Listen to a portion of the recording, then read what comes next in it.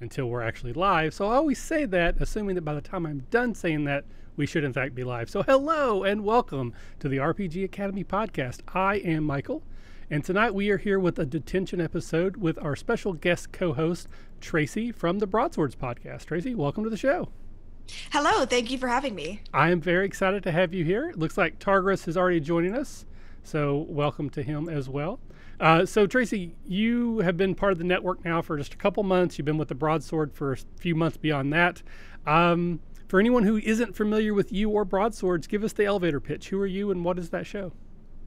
So the Broadswords, we are an all-women inclusive D&D podcast. We play 5e. We're set in the land of Rashomon, and I play a character who is a bard, and she is named Keela. All right. So I think we're going to talk a little bit more about Keela when we get into a couple of the segments. But so how long have you been playing role-playing games? Actually, I'm really new to role-playing games. The Broadswords very much opened the door for me. Oh, nice. So we started releasing the Broadswords around October 2017. We're still really new. We haven't even hit the 1-year mark yet. Mm-hmm. And before that, the only RPGs that I played was a couple of D&D one-shots back when I was in high school that I really don't remember. And a little bit of Edge of the Empire, the Star Wars RPG, or one of the Star Wars RPG. And just very little, just a couple sessions. That was it. All right. Well, again, that's some of the things I want to talk a little bit about when we get to those parts. Looks like New York Tater has joined us as well, so hello to him also. So Detention, again, this is the show we normally do on Wednesdays, not always, but most of the time. And it's kind of a loose format show, a little bit more laid back. There's hardly any editing in post, which at this point there's actually no editing in post. And we just chat about a few things. There's a kind of a loose structure, but the first thing we start with is, what are you drinking? So Tracy, what are you drinking? I am drinking, I feel like I'm being an advertisement here, Diet Pepsi. Diet Pepsi, nice. Usually I prefer cherry Diet Pepsi, but I just have to settle for the regular kind for tonight. Oh, so sorry. I know. True tragedy. Yeah, I'm back to the basics. I got water tonight in my Avengers Infinity War commemorative cup. Ooh, good cup, good cup. Yes. Are you Avengers fan, Marvel superhero fan? I'm not a giant fan, but I've seen 95% of the movies. Okay. Favorite? Least favorite? Now, least favorite, are we talking like MCU, like the new Which ones? Least favorite, I didn't really like the first Thor that much, and the first and second Thor didn't really hit the mark for me, but I really loved Thor Ragnarok. But the original Iron Man is probably my favorite. Yeah, I think you and I are on the same exact wavelength. I love the first Iron Man. It's probably not the best, but it set up the world so perfectly. I've watched that one probably 24 times. Every time I watch it, I love it. And yeah, Thor 1 is okay. Thor 2 is bad. It's just bad. I can't really remember what happened in either of them, and that tells me it can't be very good if it's not very memorable. Yeah, so Thor 1 is the one where he loses the powers of Thor, and Odin sends him to Earth, and he has to learn humility. And I swear they must not want to spend any money on the show, because it looks like they're on the back lot of like a Warner studio, because the town's only like 6 buildings. It's in the middle of the desert, and they show you that. It's like 6 buildings. Why is there a town there? No, I don't know. Maybe I've never been to New Mexico. Maybe that's accurate, but it looked so weird and fake to me. I don't know. So yeah, I wasn't a big fan, though it had moments. It had some, like, couple lines, a couple quotes, a couple scenes that were like, oh, that's really good. Unfortunately, it was wrapped around a bunch of just really weak sauce, in my opinion. Yeah, that's what I feel like. It was just, I agree with you about the town, and also if you really want to teach somebody about humility, do you want to just plop them in a town with like 10 people in it where he basically just talks to 3 of them? Yeah. Like, what are you really learning? I mean, because he's still a big fish in a small pond in that case, because he's still Thor. Yeah, put him in, I don't know, like in the middle of an MMA fight ring or something. I don't know. But anyway, so we'll move on to kind of what we're already doing. The next thing we talk about is extracurricular, and that's where we just talk about what we've been up to lately. It can be TVs, movies, shows. It doesn't have to be role-play game related, but it can be. But if there's anything about just what's going on in your life that you want to share with potentially a couple thousand people, and this goes to audio only. So what you been up to? I've been up to a lot, actually, in personal things. I bought my first house. Congratulations. And just moved in on the weekend, which is why if anybody's watching the stream, you might be able to see the pile of boxes behind me. I don't quite think so. At least not on my side. Okay, that's good. Okay. Yeah, when you yeah, I did see it there. Okay. We were also the Broadswords cast. We've been announced as featured guests at Podcon Podcon 2, which is in 2019, early 2019. Yeah. So we're going to be there, which we're all very excited about. Now, that is very exciting, but I'm going to guess a lot of people have no idea what that is. So what is Podcon? Podcon is a big convention it's not just for podcasters, it's for like podcasters, podcast enthusiasts. It's run by Hank Green, and also a couple of the McElroys are involved in it. So it's going to have like Welcome to Night Vale, My Brother and Me, like a lot of very well-known podcasts, and we feel a little bit like fish out of water with our little D&D podcast that just has about 20 episodes, but we're super honored. I mean, you get an opportunity like that, you take it. Yes. We did not consider no for a second. Nice. Very, very cool. Now, from what I understand, Podcon is sort of a crowd-funded organization. So even though it's put on by these prominent people, they have an Indiegogo campaign set up to make sure it funds, and when you donate, you're basically getting like remote access so that you could watch it from home if you can't be in Seattle. So if anybody's interested in this, please go check out the Indiegogo campaign. If I can remember, I'll throw links in the show notes when this comes out, so that we can make sure it does in fact happen, so that you get to go to it, because that would be sad if it didn't. Well, from my understanding, it's happening, but the question is if they can raise a little bit more money, they can make it bigger, they can invite cooler guests, and also they've already got the coolest guest. You mean other cool guests? Other cool guests. Yes. Slightly less cool guests. Perfect. Exactly. Awesome. All right. So anything else? I mean, those are two big things: buying a house and getting invited to Podcon. Pretty huge. But is there anything else going on you want to talk about? I GM'd for the first time about 3 weeks ago. Exciting. Yes, because for the Broadswords, for our Patreon, we're running a Mass Effect RPG live stream, because 3 out of 4 of us are very big Mass Effect fans, including myself. I've played through the games many times. Who's the loser? Who's the fourth one? It's Bianca. We've kind of been dragging her into it, but she's not as enthusiastic about it as Victoria, Kristen, and myself. Gotcha. So I'm really excited to tell my own story in a universe that I really, really enjoy. So that was very exciting. So what system are you using? It's Fate. Okay. So I had never played Fate before. I'd never played the Mass Effect RPG before. I had never GM'd before, and I did all 3 things at once. Oh, nice. Live streaming. So it was a little nerve-wracking, but really fun. I really enjoy telling stories, I find. Right. So deep in, Tracy. Yes, exactly. Oh, yeah. It was a big dive into the deep end. Yeah, so these are live streams for patrons only, I assume? Yes, for now. Okay, monthly? Monthly for all donation levels, including $1 a month. Okay. All right, very, very cool. That is awesome. Yeah. As for myself, I am getting ready for Gen Con.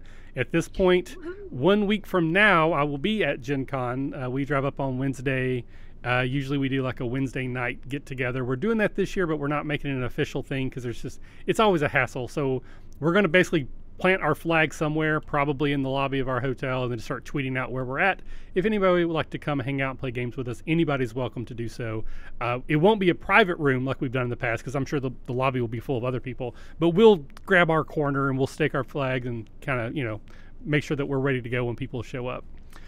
So you're very excited about Gen Con. Again, we were talking just before we went on air that it's like my Christmas. It's what I look forward to the most every year. So it's like, that excitement is building. And in fact, actually, before we got on, I've been packing. You can see my games and stuff behind me. Since we're not doing an official event this year, I'm not taking everything like I usually do. I usually like 10 boxes full of stuff. So I'm taking one bag, and I've organized it. I've got all the things that they currently fit. So I won't take anything else unless it will fit in the bag, because I'm just not taking more than that, because it's just ridiculous. And then I'm doing a panel there with Victoria from the Broadswords. She's the GM for the regular show, and Shane from Total Party Thrill will be joining us as well. And last I checked, we had 170 people signed up, which is awesome but scary. Yep. Very scary. That's amazing. I know. Like I don't know. It's just we did last year we did it for like 90 people, and that was. That was kind of exciting. Yeah. But like 100, like we're getting close on doubling that. And I just found out that the room we're in actually has sound system, but I don't know anything about it. So I don't know, do we need mics to plug in? Do they provide mics? How many mics? I don't know if there's a mixing board. So it makes me happy, because I was really concerned about trying to project to the back of a room with 200 people in it. 'Cause I have no theater training. Like I have a terrible voice, so I would just be screaming, trying to make sure everyone could hear me, which would just not be great. So I'm hoping that we can get the sound worked out, and I can talk. I can hide behind my little microphone like I'm used to doing, and maybe sound like a person. I don't know.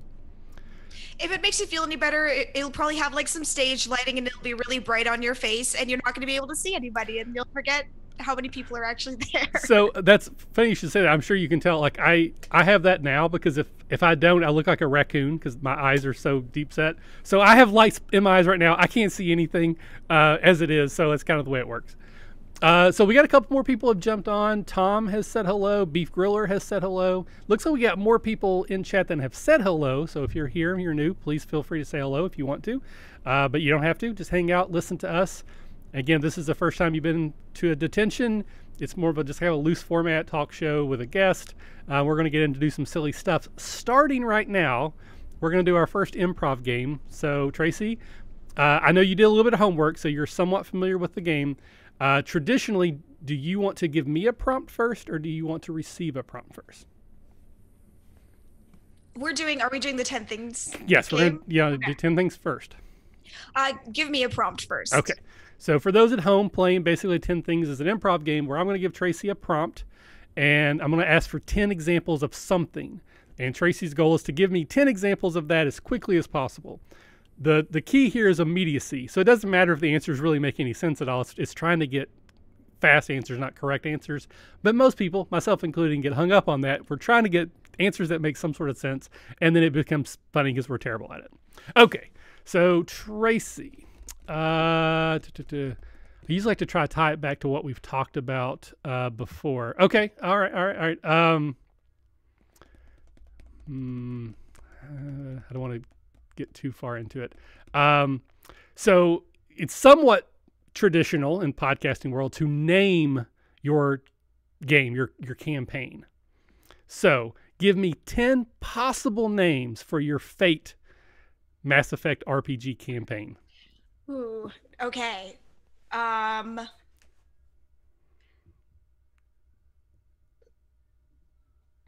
Kicking ass in space. 1. I am bad at this. Wow. It's always harder when you're actually doing it, right? But again, they don't. Low gravity guns. Oh, perfect. Yeah, 2. It doesn't have to make any sense. Throwing people in the air. 3. Perfect. 3. Drama, intrigue, and low gravity space. Perfect. 4. 4. What happens when you throw a bunch of different species of aliens together in a room? And things start getting real. 5. It's a long name. Start getting real. Okay, No. we're gonna make that as number 6. Is shit gets real. Shit gets real. Perfect. Am I allowed to swear? You probably popped the cork on that. We try to keep it PG-13, so you get 1. So Okay, I got my 1. No more. I promise. I'm bad about this. I need to think of 4 more. Why women should rule the galaxy. 7. 7. Space cowboys. 8.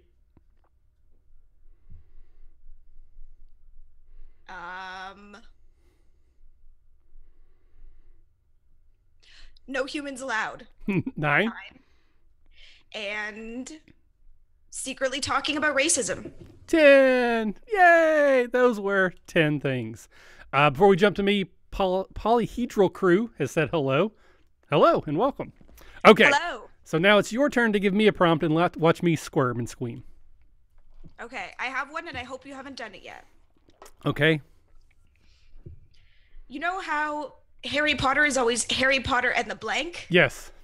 Give me 10 blanks. Oh, son of a gun. No, I have not done this before. Harry Potter and the true hero Hermione. Nice, I like that one. Harry Potter and why doesn't he give all his friends all that gold? That he has poor friends? Seriously. Harry Potter and not... Mm-hmm. Harry Potter and Sneetches get stitches. Harry Potter trolling the dungeon. Harry Potter and Alan Rickman should have got an Oscar, but they killed him in a really weird way. These are all very accurate. I'm a Harry Potter fan. I've read all the books and watched all the movies multiple times. Yeah, me too. How Harry Potter and Dumbledore's a dick. Why is Dumbledore? Let's say that. But Harry Potter, we don't need the new movies. How many ways? I got 4 more. 3 more. Oh, perfect. Harry Potter and why not make more money? Harry Potter. One more again, and Harry Potter. Voldemort was right. 10! Yay! Yeah, I agree with all of them until Voldemort was right. Yeah, it was a play on Thanos. Like I was trying to go with that. Polyhedral Crew said Harry Potter is the third wheel. Completely agree.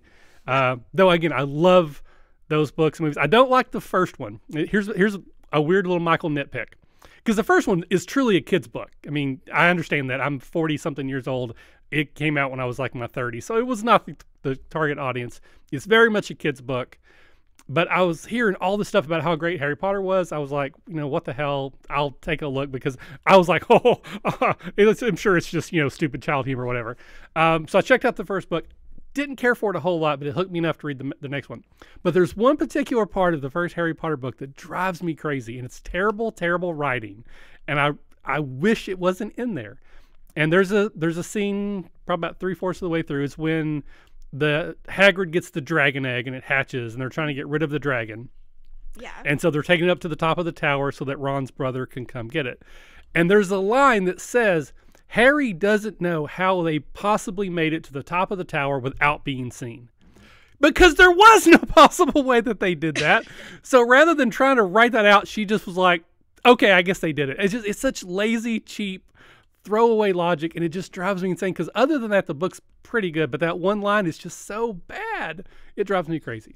So they should have just had one close encounter, just one. Yes. They couldn't imagine doing it because they almost got caught 3 times or something. But it was just such I don't know how they're going to get there, so let's just skip it. Yep. So Beef Griller says that must be the only person who hasn't read the Harry Potter book. Sure, you're not the only one, but they are actually pretty good. I'll say that the fourth one is probably my favorite, the Goblet of Fire. That's just on par with any other fantasy novel I've read. It's at that point, it's no longer a kid's book. It's just a really good fantasy story. More Harry Potter trivia. I think Order of the Phoenix is one of the worst books, but it made one of the best movies. I think the movie is actually really good. The book I didn't care for in that one too much. I think that was about the time when they switched directors, and the director who did 5 did 6, and then 7, and then 7.5. Yes. And I really always kind of liked the the dark, gritty Harry Potter when people start to die. Yeah. So I really like the cinematography in that one because they purposely made it kind of dark and feel more adult. Yeah. So more Harry Potter trivia because I'm just on a roll now. I'm totally off on myself this one. You probably won't agree with me, but a lot of people basically they give Christopher Columbus credit for casting because again the casting that he did was just amazing and it stayed throughout the whole thing. But a lot of people say the first 2 movies aren't very good. They're too close to the book. They're too kiddie, childish. And then a whole lot of people have said that the third movie is when it really gets good. That I think it's Alfonso Cuarón or something. I can't pronounce it. So he gets a lot of credit for like making it adult. I hate what he did with the story. But I think that's the book where things started to get adult. I don't think it was that he did anything. It's just the material changed drastically between 2 and 3. So it bothers me that he gets so much credit when I don't think it's deserved because I actually think his interpretation is poor. But I'm like minority in that. Interesting, because I've always thought it was the 4th one when things started to change, but I guess it's because that's the first time a character dies. So I've always seen the 4th one as kind of the turning point. But it's true, the 3rd you start to see a little bit, but I feel like the 4th one was really you get the Dementors, and some really dark sort of stuff happens. But anyway, enough Harry Potter talk. I could talk about this for an hour, but not everybody wants to listen to that. This is not the Harry Potter hour, but maybe in the future we'll add that as another show, because why not? We got plenty of them, right? Yeah. So kind of the meat and potatoes of Detention, what we really talk about most of all is what we call used books. And the idea here is that we're going to take a look back at a campaign or a game or a one-shot, something that we've played before, and see if we can pull any lessons learned. Sometimes this skews kind of to the negative, like something that didn't go well and we want to try to avoid, but it can certainly be good stuff that we want to try to emulate and bring into new games. Because you have such a small history with RPGs, we're going to change it up a little bit tonight, and we're going to focus on your character, Bianca, and sort of the process of how she was created, how she's developed, maybe how she's changed, and kind of approach it that way. So, who's Bianca? It's Keela. Oh, no, I screwed that up. Sorry, Keela. Okay. Bianca's the one who doesn't like Mass Effect. Yep, exactly. That was, I said both things tonight. That's so why I it's was, in your head. yeah, that was on my brain. So I apologize. So Keela, my apologies. So who is Keela? So Keela is an elf bard. Originally, when Victoria approached us with the idea of a podcast, I knew immediately that I wanted to do an elf character. I think it's because when I was growing up, I really loved Lord of the Rings, like really, really loved Lord of the Rings for about, the ages of, I'd say 11 to 15, 16. Who am I kidding? I still live it now. But anyways, I was always really intrigued by the elf races in Lord of the Rings, so I knew right away I was going to be an elf. Originally, when I was planning her character, I was like, maybe I'll do like a paladin or a cleric, like kind of thinking of a healer, and I wanted her to be originally kind of lawful good, very, very kind of motherly and nice. And then Victoria said to me, she's like, if you want to be the healer, you don't have to be a paladin or a cleric, you can be a bard. And I was kind of like, oh, I like this. And then I started to think of her, once I thought of her as a bard, as having a little bit more of a mischievous side. And I found that also, I didn't think that a really lawful, good, nice character would make for good podcasting. So I found that her kind of having a bit of a devious side, and that kind of, not necessarily like the bard trope of, bards have a lot of tropes, I guess. Them being, sure, there's charismatic, but also they're kind of known for being like flirty and maybe troublesome. And I went a little bit with the troublesome, but kept away from the flirty. Gotcha. Yeah, it's a bad stereotype. How accurate, I don't know. But it's one of the things like, is it actually that true, or is it like a vocal minority that because it is an issue, so many people talk about it, so it makes it sound like it's more prominent than it is? But bards have a bad stereotype for trying to sleep with everything and everyone. Yes. Male, female, animals, doesn't matter, dragons, they try to seduce everything in the game. Yeah, I've seen a lot of comics about and then the bard seduced the dragon. And that's fine if that's what you want to do with your bard, but I have a heartbroken bard instead. Aww. He has a dead lover, so she is not, she'll be polite, but she is not a flirt at all, really. Nice. So a couple questions, because you mentioned at the top of the show that you don't have a whole lot of experience. So so did you know what a cleric and a paladin was already, or was this part of like maybe something that Victoria had talked about? Like, was there I'll say it, session 0, everyone take a drink, about what the characters were going to be, and then this came up? So like, how did you get to that point? And forgive me if I'm downplaying your experience, but it sounds like you didn't have a whole lot going in. I did not have a whole lot of experience going in. Even though I didn't have a whole lot of experience going in, I still knew some of the D&D classes, but I feel like I kind of knew the basics. I'm like, okay, there's barbarians, there's fighters, there's rogues, and I knew like paladin, cleric, and that was basically it. Okay. I would say more of like a general knowledge thing. But when we were talking about what we wanted to play, immediately, like, I think that Kristen and Bianca had a little bit more D&D experience than I did, maybe by like one shot, as opposed to mine, like not since high school. And Bianca right away, she knew she wanted to be a barbarian, and Kristen pretty much right away knew that she wanted to be a wizard. So I thought that being a healer would be kind of a good place to be. And I didn't know much about paladins and clerics, but I thought healer, paladin, and cleric, like I said, more of a general knowledge thing. Okay. That looking in like a D&D base. I never even really thought of bards as healers until Victoria said anything about it, and I was like, oh, and that light went off in my head. Nice. So to kind of think about what we can pull from this is, how did the idea of Keela change from your initial idea to the first time you played, and how has she changed in the game from the first time you played till now? No spoilers for anything that's not out on the show yet. Yeah, and I'll try to just keep it spoiler free for anybody who might not have watched the show. But in my head in the beginning, she was going to be like, say, like a very like nice kind of motherly character, and she did not go that direction at all. She she definitely has is a little bit of a troublemaker, and she's definitely very sassy. And one of the biggest ways that she's changed over the course of the show was that when she first began, one of the things about the three of our characters is we weren't the type of characters we found that got along immediately. Our characters butt heads, even to this, even now, 20 episodes in, they still butt heads a lot. And she was definitely very standoffish in the beginning when with the other characters, but as it's progressed, she's slowly warming up and accepting their friendship. I think the big reason why is because both of her parents passed away, and then she had a bard lover that she ran away with. He died, and she was a little bit afraid of getting attached because of all that she had lost over her years. Okay. So one of the things that you mentioned there that I've talked about this several times, like that anymore when I run a game, pretty much part of our session that shall not be named is all the characters are friends.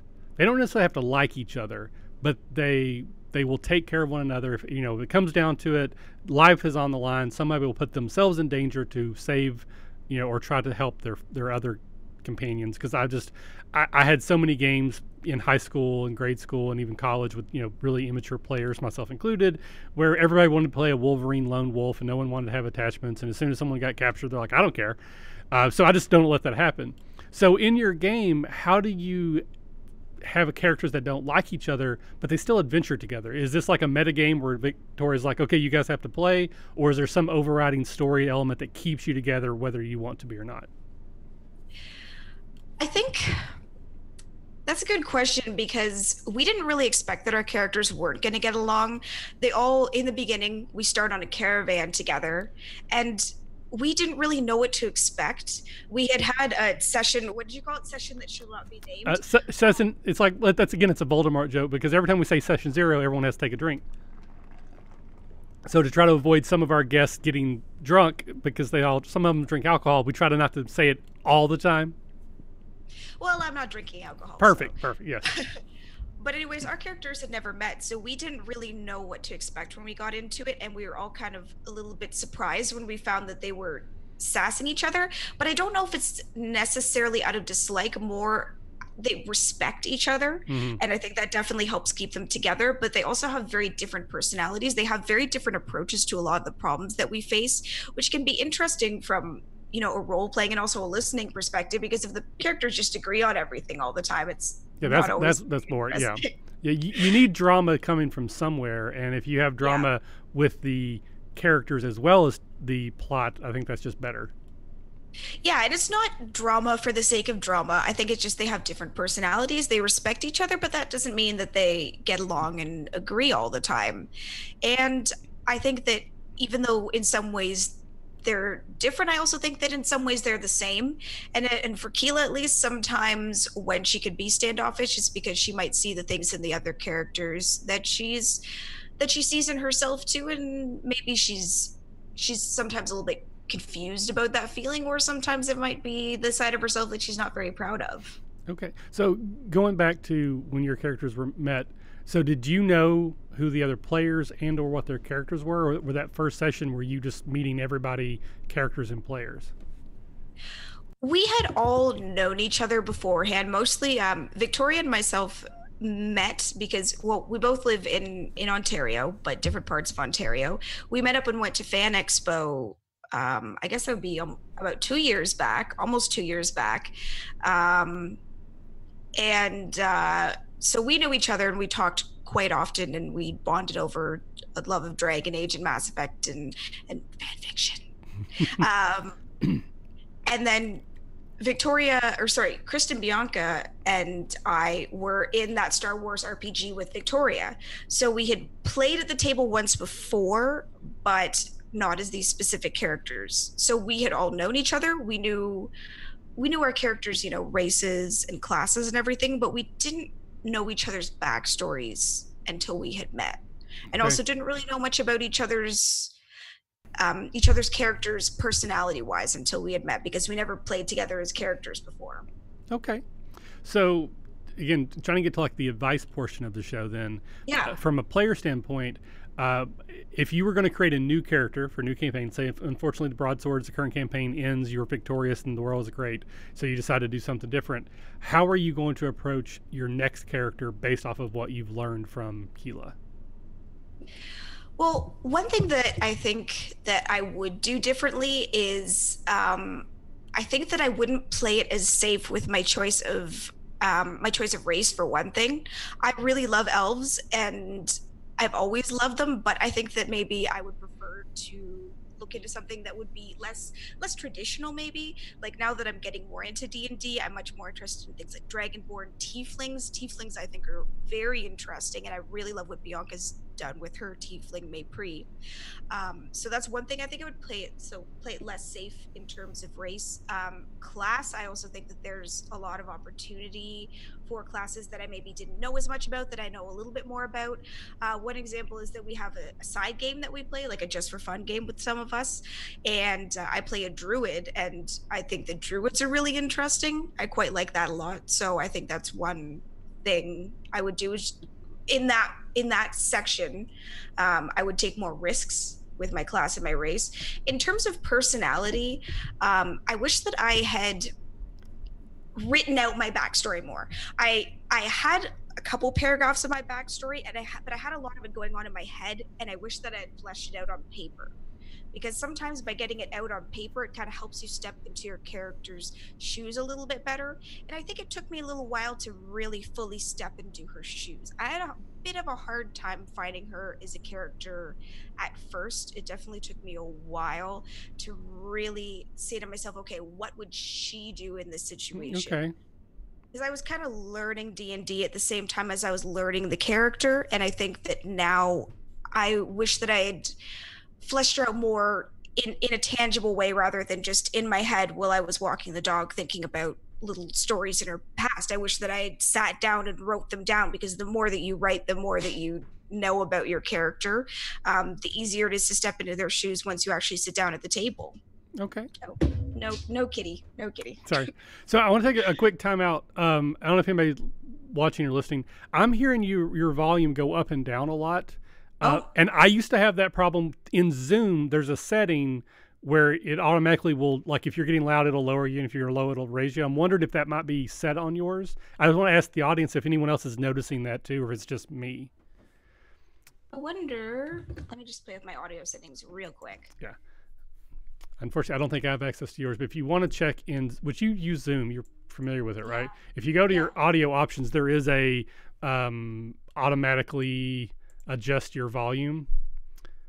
So Brett Moore is saying yes, that you are going up and down. So there's an automatically adjust microphone option. Hello? Oh, yep, that's on. I'm going to turn that off. Okay. That's better. All right. So sorry, folks. No, it's not your fault. And it's funny is I usually tell people to do that, and I just didn't this time. I don't know. And we had plenty of time. We were like trying to figure out something. So it's totally my fault. Hopefully it's still not terrible, and the audio will come out, because it's not like, again, it's not terrible, but I was just noticing it. So hopefully we've corrected it now and we can move on.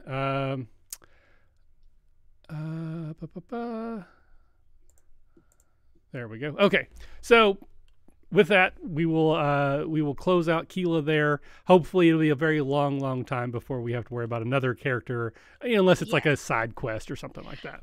Yeah, and also I guess if I were to have more advice, I would say also play more campaigns, because the more characters that you do and the more different that they are, the more you learn about each of them when you play other characters too. Okay. New York Trader said someone else just talked. I think somehow I got picked up again. Like there was like a hello. I don't know where that came from, but it sounded like it was me from earlier. So hopefully that's gone. Play as many games as you can. From a GM standpoint, the more games you play, I think the better your gaming will be. Play with other people, that kind of thing. From a player standpoint, stretch your legs. If you always play a fighter, maybe try a different character. If you love fighters, I'm not saying you have to not be a fighter, because if you love fighters, be a fighter. But if you're one to explore the game, then try something different, especially if it's a one shot. If you're just playing one night, play the wizard, play the bard, play the tiefling rogue, because if you don't have fun, it's not like it's the end of the world, and you may find, I really like this, because I love wizards. If there's a wizard class in a game, that is always what I'm drawn to. But it's funny, like in most of the campaigns that we have played that I've been a player, I don't know that I've played a wizard yet. I think I've always played something else. I don't know, but if I play a one-shot, I'm always going to play the wizard. Or if we do a trial for the show, there's usually whatever the wizard equivalent is what I'm going for. I recently played a fighter when we were doing a one-shot, and it was like a level 10 fighter, which is a higher level than I usually do because broadswords were around level 3 right now. And wow, it was really fun. I didn't think I was going to enjoy it as much as I did, but having like 3 attacks and everything was great. Yeah, it can just change things up. The way that you deal with problems is, you can still role play and come up with interesting solutions. But when you have the option of just doing 3 attacks with your sword, it's nice to have that in your back pocket. Yeah. Awesome. All right, so we will move on to everyone's favorite part of the show. Where have my fingers been? So this is another improv game that we do here, and the idea is that we're going to create a little scene with 2 little people that we will use our fingers as finger puppets. Unless you want to go like hardcore advanced, you can actually bring in a third finger sometimes. I don't ever do that. Scott does it. I think he's a jerk for trying it.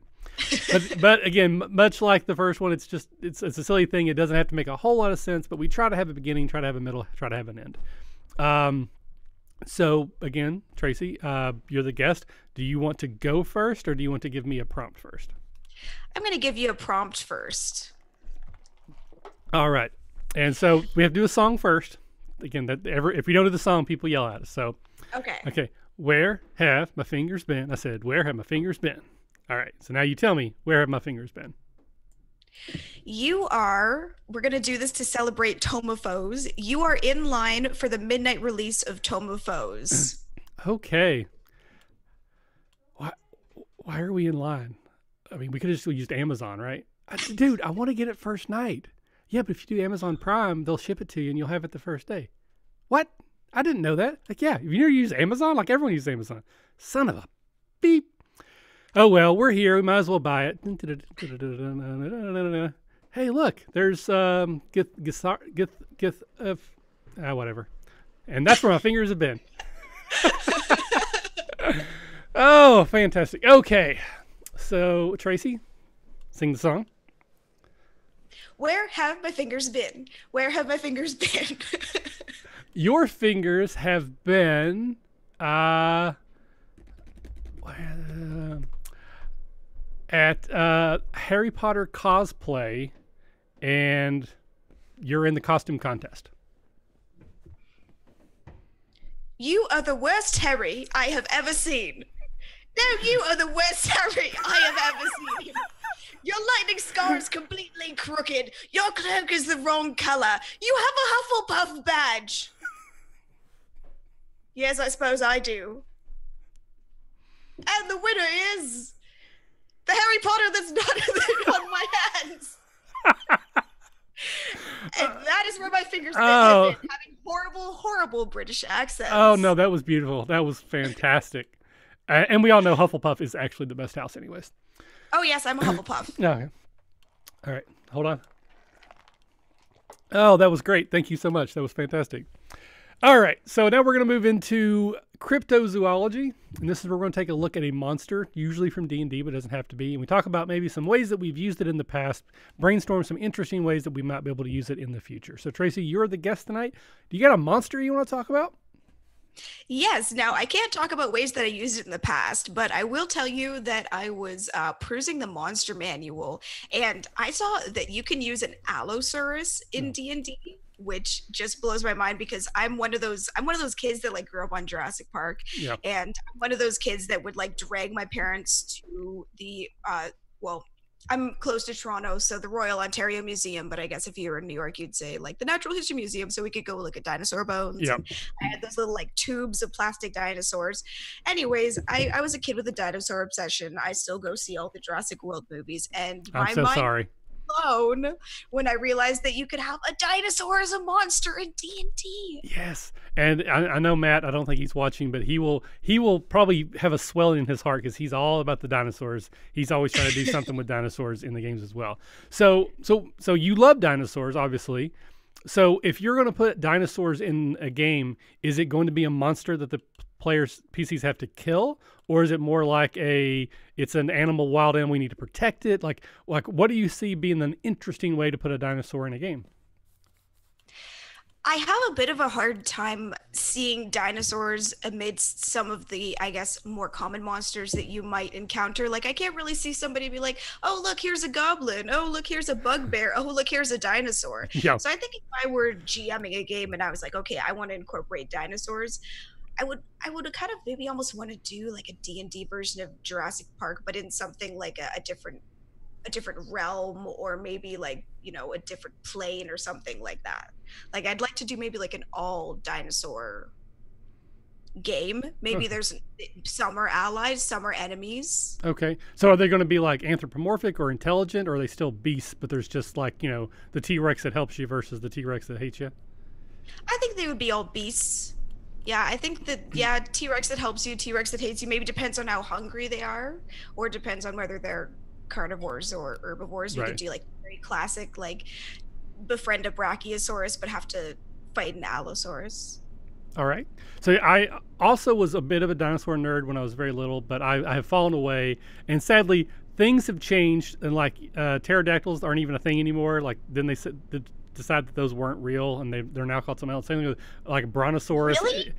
Maybe I'm wrong, but there was like, I think it's brontosaurus too. There's like a dinosaur that I grew up my whole life saying this is a brontosaurus, and they're like, no, that doesn't actually exist now. I think brachiosaurus is what they call it or something. So all the things I thought I it knew. was different names. I think they've like changed, like Pluto not being a planet type of thing. I think they've like made some changes to the classifications.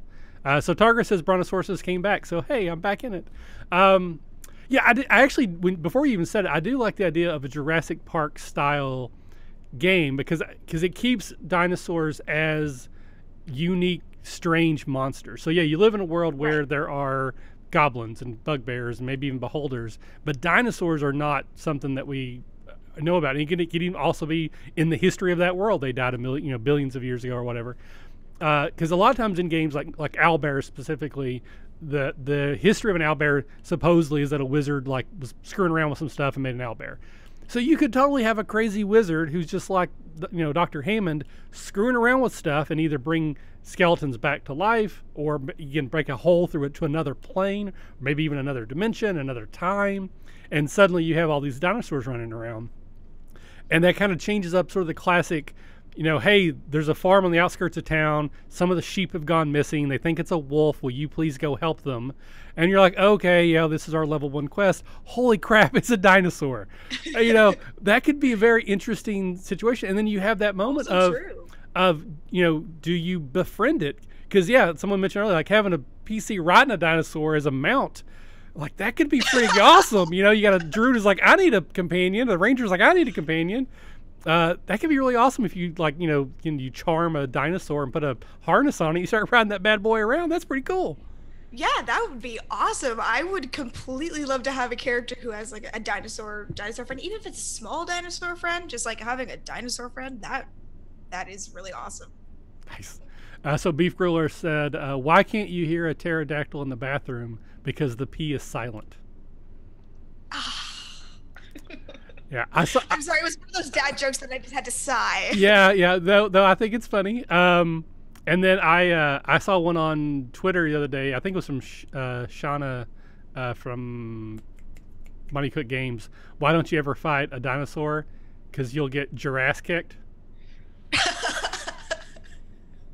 Dinosaur jokes. All right. So, what are some other ways that we could use a dinosaur? Well, again, like I guess the one of the new books in Chult, they have dinosaurs. That's one of the reasons why they're in the game, and they're known. They do dinosaur races. They are mounts, so they're not then this unknown entity or this thing that has returned from the past. They're just a thing, just like, you know, you could have any other wild animal that gets loose, and now you have a tiger or lion in the city situation. Can you think of any other ways maybe you could use a dinosaur in a game, or as a single monster, if not like you know, a whole big thing? I do kind of like the idea of having dinosaurs as just random creatures that you encounter too. Like, there was my initial idea of having them, you know, be a separate universe where it's just dinosaurs, but I also like the idea of you just encounter one like you encounter everything else, just, you know, just going around and there's a dinosaur. Just like it, I think as a DM, it can add a lot of flavor to your game to just check out the monster manual and see the big variety of monsters out there, because you can kind of get away from the standard stuff that everybody runs into all the time. Brett was saying dinosaurs as dragons or dragon spawn, which was sort of a thought I was thinking, that in a world where dragons exist, what if dinosaurs, again, they've evolved, and I don't know, maybe they replace dragons, or they're like, maybe dragons and dinosaurs don't get along because they're basically both giant lizards, but one of them can fly, one of them can't. So maybe the dinosaurs are kind of jealous, but you know, I guess like you go to like a dinosaur and for knowledge, you know, it's like they have almost like that elephant hereditary memory. Like you have to go to a dinosaur because their ancestor was around a million years ago and they saw what this thing was, and that's how you get information. So they become like a fount of knowledge. So there's this series of books I read when I was a kid. I do not remember anything about them other than, I think it's like in third grade too. So there was this kid's book where a dinosaur like showed up in like a regular suburban home with a bunch of kids. So it's kind of like an E.T. situation.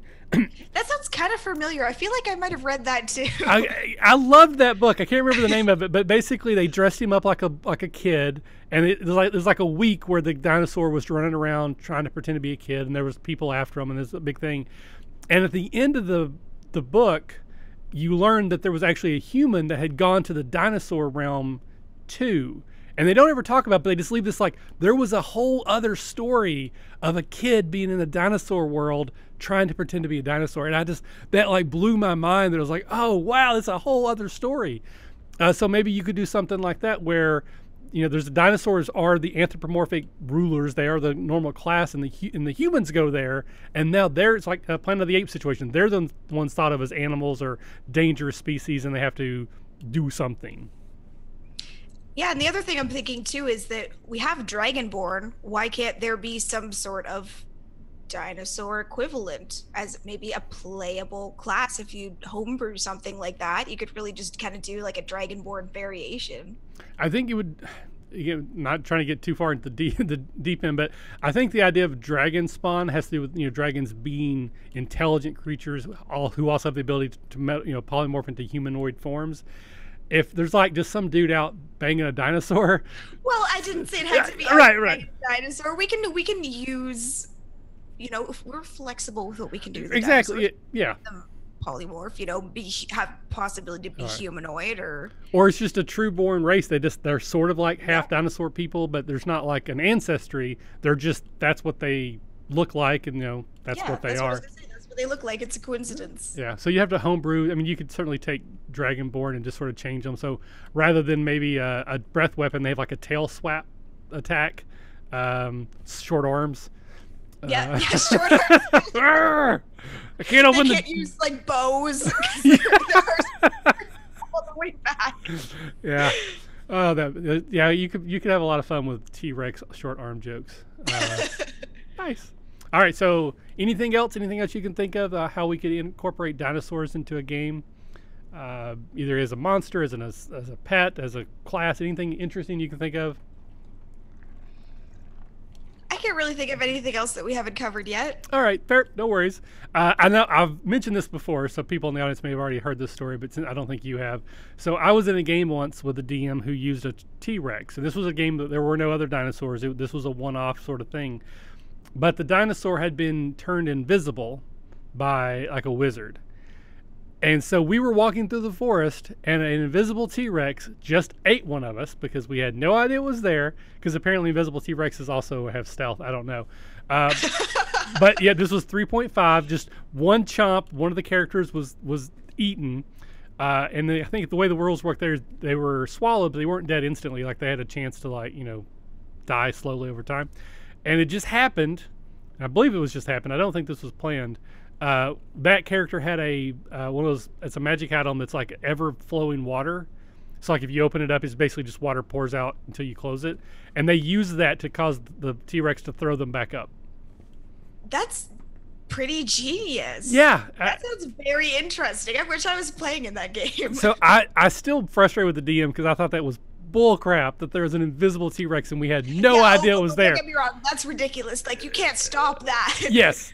But what happened because of that ridiculousness was a cool story, which obviously I still remember this being like 20 years ago. I still remember that game, the visible T-Rex, Rob using the, I can't remember the like ever something water thingy. So that at least was very memorable. So it turned out to be a good story. Awesome. All right, so we will move into the last part of the show, and this is where we do an audience Q&A. So we have several people that are in chat and already been chatting with us. If you have any questions for Tracy or for myself, for both of us, doesn't have to be RPG related, but certainly it probably could be. Let us know. While we're waiting for the chat to catch up, I have a question for you, Tracy, that we ask everyone. Yes. If you were an action figure, what would be the 3 items that came in your package with you? That is a good question. Because I think the thing is I have a lot of interests. I'm trying to think of how I would carry them into use, because I think of an action figure, they don't just carry things around for fun. Like, I've got like a little like Rey from Star Wars action figure, and she's got like her blaster and her lightsaber. They're purposeful.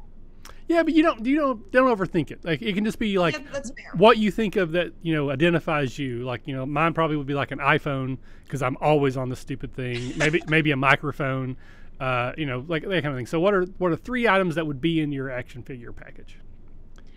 One thing would probably be either like a barbell or like a weight plate or something like that. I'm a competitive powerlifter for fun, so that's like one of my defining things is like I exercise lots, I lift weights.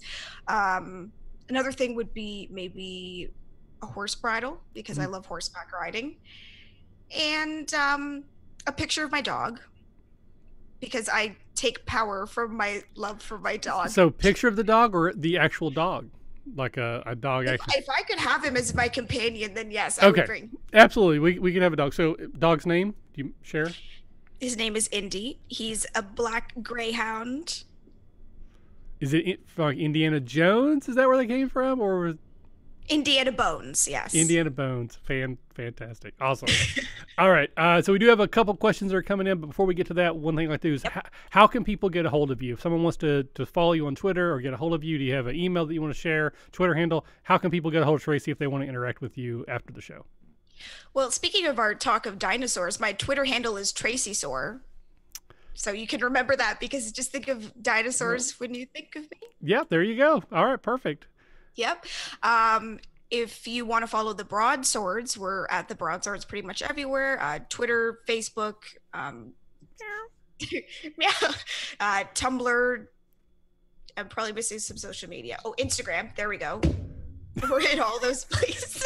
Sorry, my cat is so rude. That's all right. And I spend also too much time on social media. So if you interact with the Broadswords, you will probably run upon me. Nice. All right, very cool. So Targus wanted to ask, what is your favorite dinosaur or prehistoric animal in general?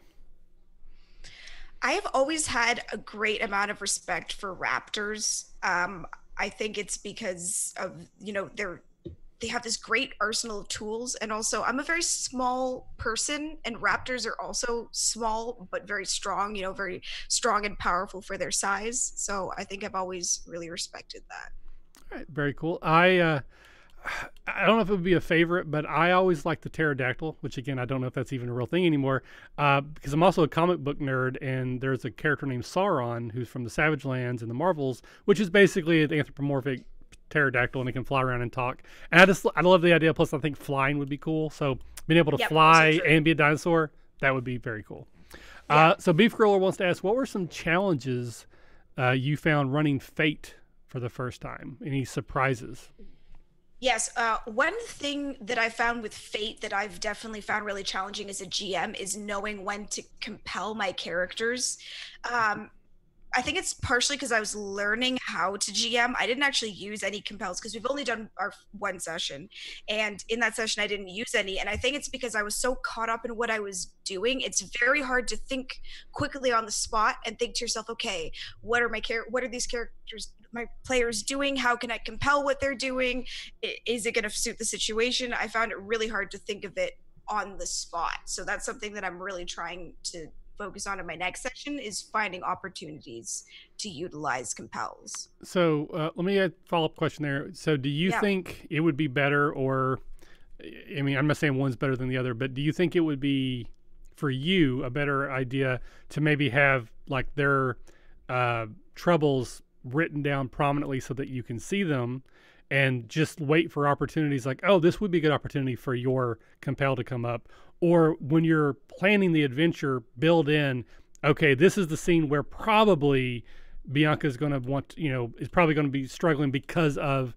So do you think you should pre-plan situations, or just try to be better prepared to improv when they come up?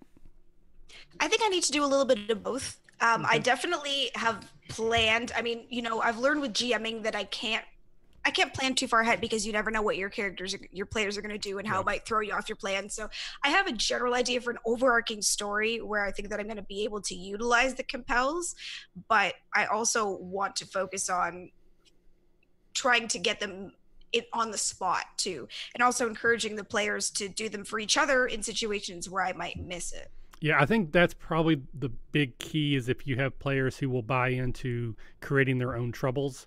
Yes. Where they'll say, my character's an alcoholic, and, there's a bar here, that type of thing. And so they sort of self-prompt to try to add that drama to the story, assuming, the DM is not the type of person that's going to punish them for that, but as much as, okay, let's make it more interesting because of that. So I think that... Yeah, and also each other too. Yeah, I completely agree. He also asked, what would be some other systems that you would want to try? Any other systems you want to try to GM? Oh, yes. I'm really intrigued in Monster of the Week. Oh, okay. That's definitely something that I want to, if not GM, I'd say that's actually something I'd be more interested in playing than GMing. I'm really interested in the different archetypes that they have. Mm-hmm. As for something that I GM, I know I've talked about like all of my interests here, but I'm a big Star Wars fan too, and I'd love to do something Star Wars related, mostly so that I can tell a story in the Star Wars universe, because I just love it so much and I want to tell a story in it. So do you like the Fantasy Flight narrative dice system, or would you want to try a different system but make it Star Wars, like Cypher System or D&D Hack or something like that? That's a good question. The thing that I liked about the system that is used in Edge of the Empires is very RPG focused, and I enjoy combat, but really the thing that I most enjoy about TTRPGs is role playing. But I definitely would like to know more about other systems before, I just was like, okay, I'm set on this one. I'd want to do my research first. Okay. Well, just let me throw this out. As a member of the network, you are certainly invited to do any of our trials where we play different games with the designers of those games. So usually I just throw them out on the Discord like, hey, I need somebody to play this crazy game. So if you get a chance, raise your hand, volunteer, and we'll get you into some different games. Or you can always go listen to some of our older episodes where we do the same thing, and you can kind of explore them that way. Awesome. All right. So last call for any other questions. There's a bit of a delay, so we'll wait a couple seconds before, we will completely sign off. I don't know. It could be controversial, I guess, but Last Jedi, yay or nay? Oh, I am very yay. Okay. All right. Me as well. I know it's a controversial take, but I'm a big Last Jedi fan. Yeah, go ahead. And what about Solo? Are you yay or nay on Solo? Have you seen it? I've seen Solo. It was okay. Like, I didn't hate it, but I'm like, I should have been the core audience. Like, I should have been the person that movie was made for. And I never had any, when it was announced, I'm like, why do we need a Solo movie? Like, I just didn't feel the need for it. I wasn't a huge fan of the actor that got to play him. I don't think he's a bad actor. I just don't think he was right for that role. Yeah, I know what you mean. Did you see Baby Driver? Yes. I did. The whole time I kept thinking, why isn't this guy Solo? Or because he looks like him, he's dressed like him even. Which I don't know if that was intentional or not, but I was like, he looks like Han Solo. Now that you mentioned, I can totally see it. Yeah. So I didn't hate it. I didn't think it was bad, but I didn't think it was a very good movie. But it wasn't like a terrible piece of garbage. I mean, it's probably better than the holiday special It's Star Wars canon. It's not the worst Star Wars movie. It's better than any of the prequels in my mind. I hate all three of those. So it's definitely not like us burn the world down, but I just wish they would have not done it or done something different with it. I don't know. But I love Lando. Yes, he was fantastic. Yeah. Awesome. All right. All right. I don't think there's any other questions, but there's quite a few people saying that yes, that Last Jedi was awesome, though there might have been some moments that were a little bit weird, and I agree. It actually. So this is a perfect correlation. I think the idea of having a invisible T-Rex was dumb, but it led to a very cool moment. There are some dumb things in Last Jedi, but they lead to awesome moments. So I forgive them because the payoff is worth it, in my mind. I really like that analogy. That completely makes sense, and I agree. There are some moments when you're kind of like, but then in the end, you're like, oh, yeah, well, it led us here, so. Right. Yeah, the invisible dinosaur metaphor, or analogy. Yeah, just exactly. Awesome. All right, well, Tracy, thank you so much for joining us tonight. It was a pleasure to get to talk to you a little bit more and meet you somewhat face-to-face. Congratulations on the success of the show. If anyone hasn't yet checked out the Broadswords, please do. You've had a lot of good fortune. Some really cool people are interested in your show, and you're getting a lot of attention. Yep. All well-deserved. So please go listen to it, support them, whether it just be write a review or check out their Patreon, support them at Podcon, because that's going to be a crazy experience. I want to hear so much about it when it's over. But yeah, any last words before we sign off from you?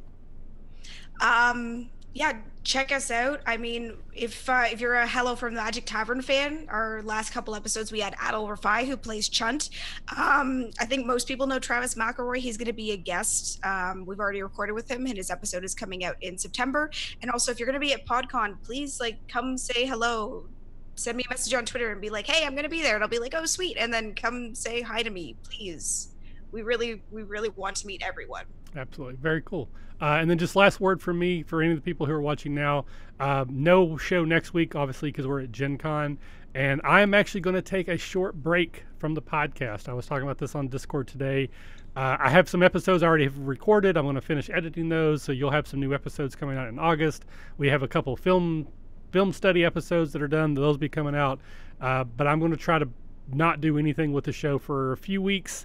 Try to recharge my batteries and see if I can, rejuice myself. So there may not be any Wednesday shows for a little while. If there are, I may not be part of them. But I'm not going away forever. I'm just taking a little bit of a break. So just in case anyone noticed that I wasn't around, that's why.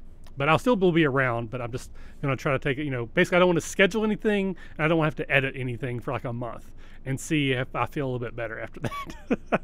So with that, we will say goodnight. Once again, Tracy, thank you so much for your time. Everyone in chat, thank you for joining us as always. It's so much better thank you. when we have people in the chat and hanging out with us. So until next time, bye-bye.